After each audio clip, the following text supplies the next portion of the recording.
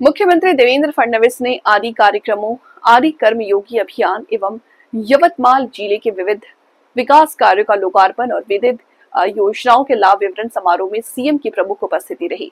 इस अवसर पर मंत्री चंद्रशेखर बावनकुले, मंत्री डॉक्टर अशोक बुकई, मंत्री संजय राठौड़ और अन्य मान्यवर उपस्थित रहे।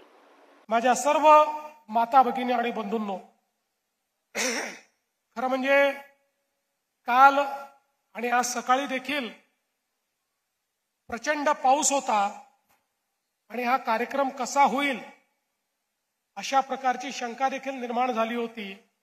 पण एवढ्या मोठ्या संख्येने आपण सगळे लोक या कार्यक्रमाला उपस्थित झालात त्याबद्दल आपल्या सर्वांचं मी मनापासून अभिनंदन करतो, आभार मानतो।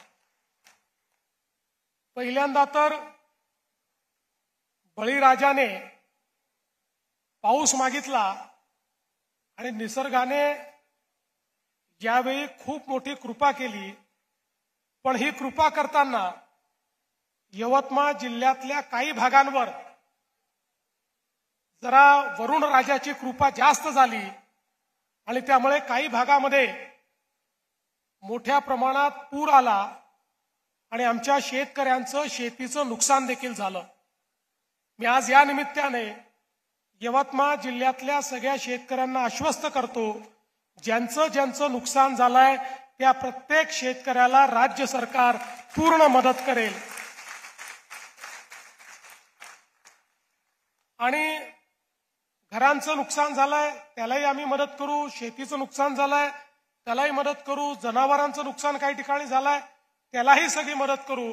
सर्व प्रकारची मदत आता पंचनामे आमच्याकडे येतात, ते सगळे आले की आम्ही ही मदत तात्काळ आमच्या शेतकऱ्यांच्या खात्यामध्ये जमा करू, हा विश्वास या निमित्ताने मी व्यक्त करतो। आज आपण काही महत्त्वाच्या प्रकल्पाचं उद्घाटन देखील केलंय। विशेषतः जवळपास 289 कोटी रुपयाची प्रकल्प, ज्यामध्ये शाळा आहे, हॉस्टेल आहेत, दवाखाने आहेत, वेगवेगळ्या शासकीय इमारती आहेत आणि यासोबत एक अत्यंत आपला महत्त्वाकांक्षी प्रकल्प म्हणजे महाराष्ट्रातल्या शेतकऱ्यांना मोफत आणि दिवसा 12 तास वीज द्यायची, हा आपल्या सरकारने निर्णय घेतला आणि त्याकरता आपण मुख्यमंत्री सौर कृषी वाहिनी योजना सुरू केली।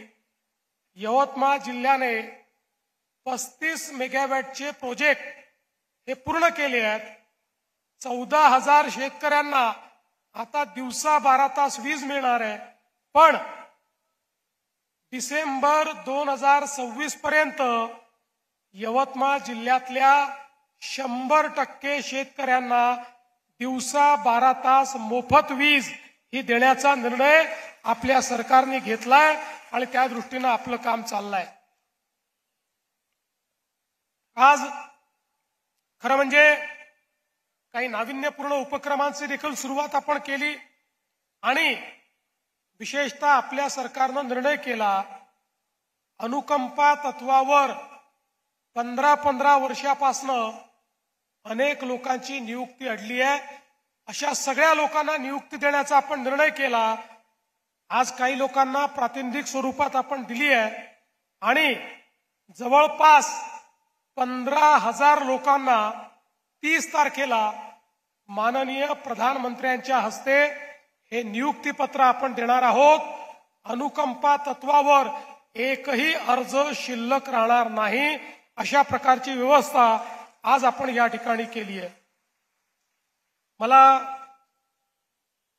देशाचे प्रधानमंत्री माननीय नरेंद्र मोदीजी यांचे अतिशय मनापासून आभार मानायचे आहे की मोदीजींनी आमच्या आदिवासी विभागाकरता आणि आमच्या आदिवासी समाजाकरता ज्या योजना आणल्या, स्वतंत्र भारताच्या इतिहासामध्ये आदिवासी समाजाचा इतका विचार यापूर्वी कधीही झाला नव्हता, तो माननीय मोदी साहेबांच्या नेतृत्वात झालाय।